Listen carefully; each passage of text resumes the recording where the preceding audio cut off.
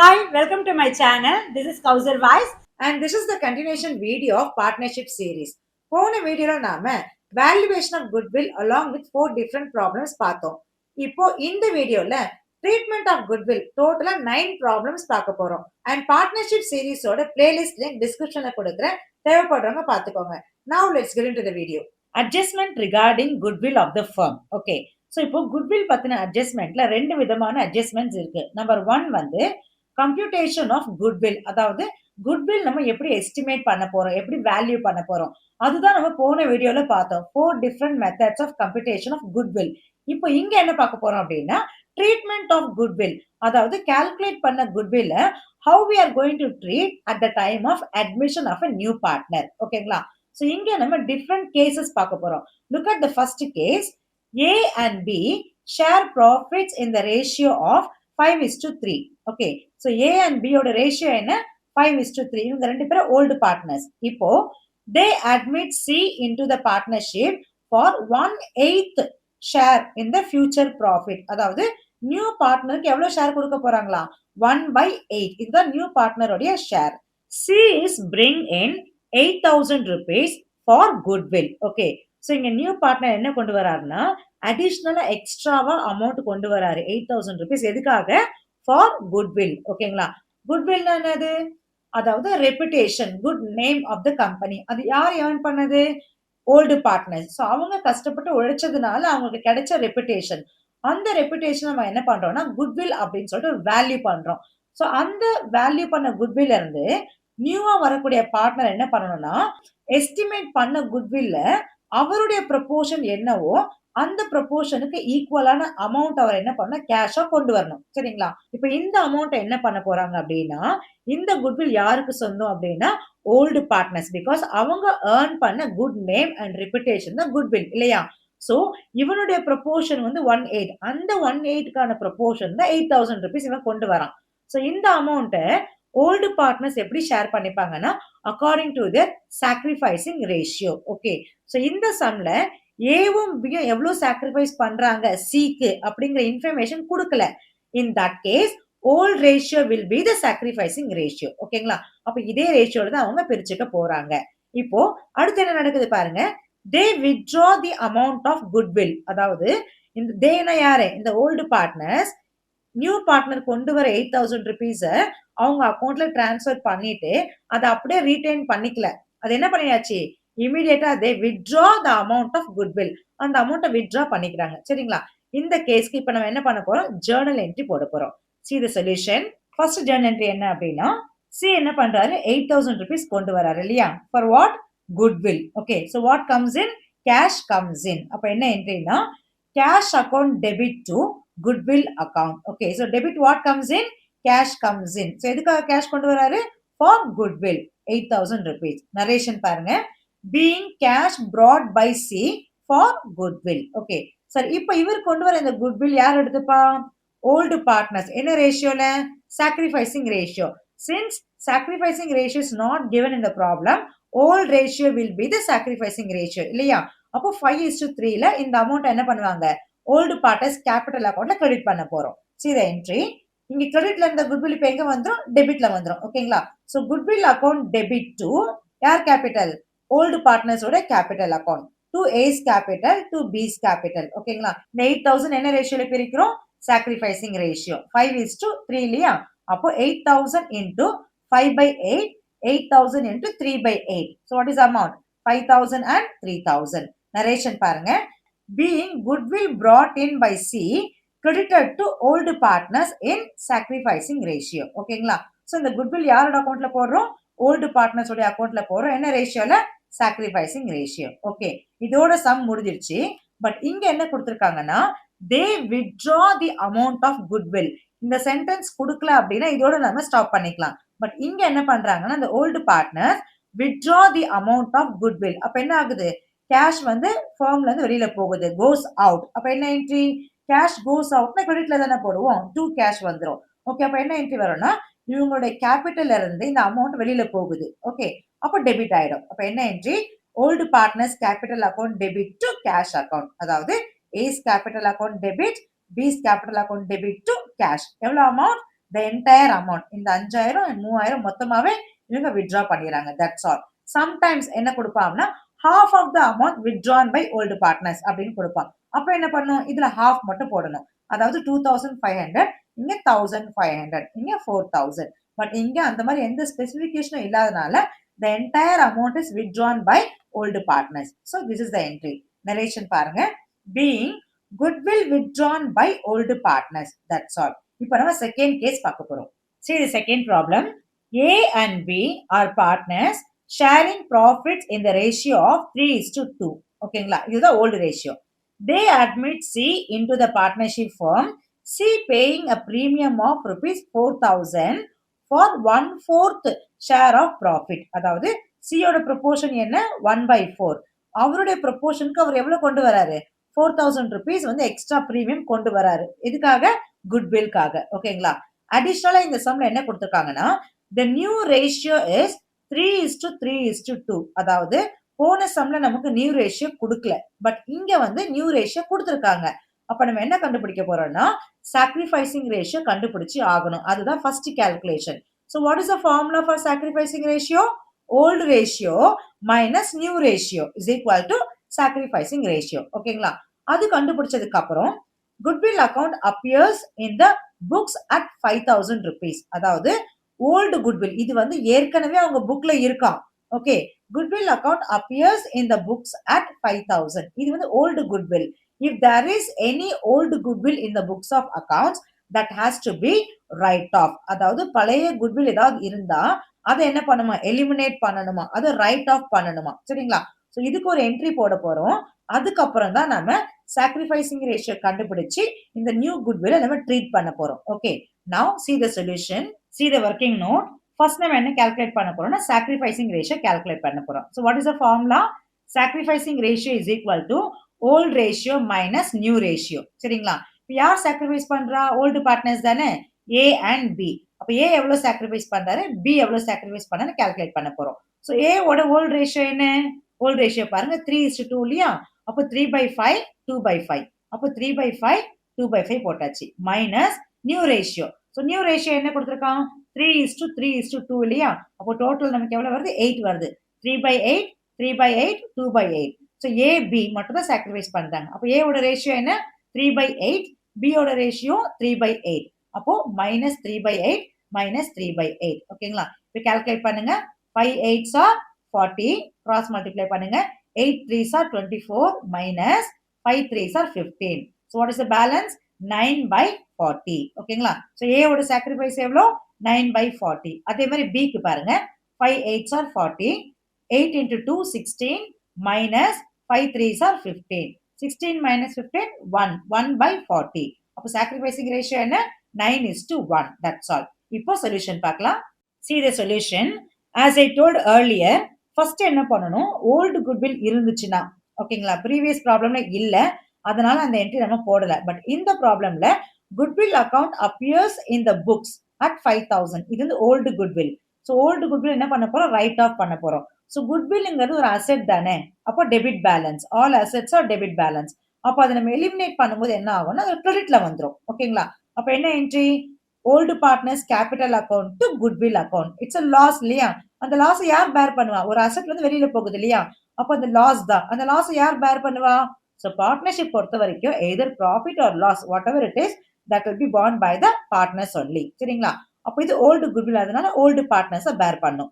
அப்போ அவங்களோட அக்கௌண்ட் நம்ம டெபிட் பண்ண போறோம். So A's capital account debit, B's capital account debit to goodwill account. Old goodwill எவ்வளவு கொடுத்திருக்காங்க, 5,000 rupees. சோ என்ன ரேஷியோல பிரிப்பாங்க, ஓல்டு ரேஷியோல. இது ஓல்டு குட்வில் இல்லையா, so that old profit sharing ரேஷியோல பிரிப்பாங்க. சரிங்களா.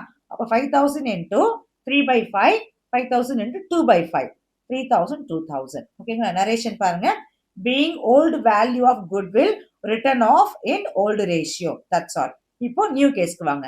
C paying a premium of 4,000 rupees. C எவ்வளவு கொண்டு வராரு, 4,000 rupees. எதுக்காக, குட்வில்காக இல்லையா.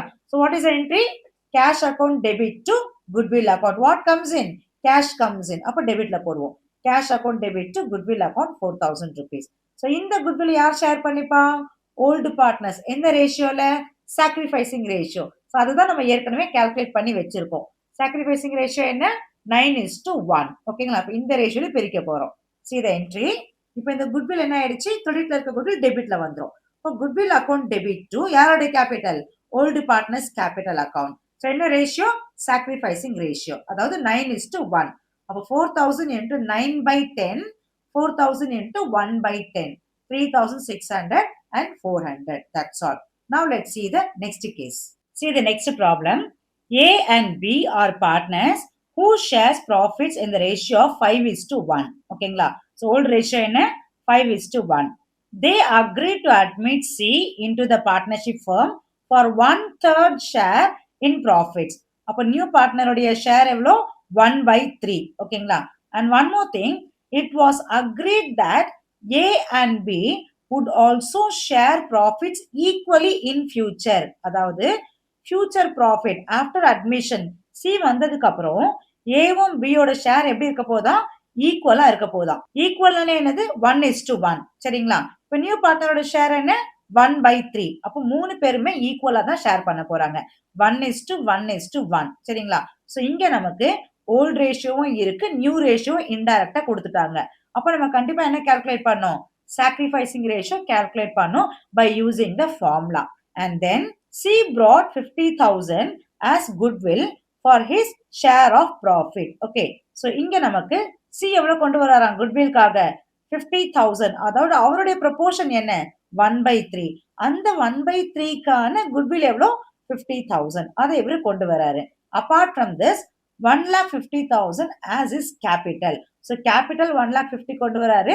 Additionally 50,000 குட்வில்காக கொண்டு வராரு. அப்போ டோட்டலா 2 lakhs கொண்டு வராரு. இப்போ நம்ம we have to make journal entry. சரிங்களா? So journal entry போடுறதுக்கு முன்னாடி first you need to calculate sacrificing ratio. Okay. See the working note. இங்க நம்ம first என்ன calculate பண்ண போறோம்னா sacrificing ratio. What is the formula? Old ratio minus new ratio. So old ratio என்ன? 5:1. New ratio என்ன?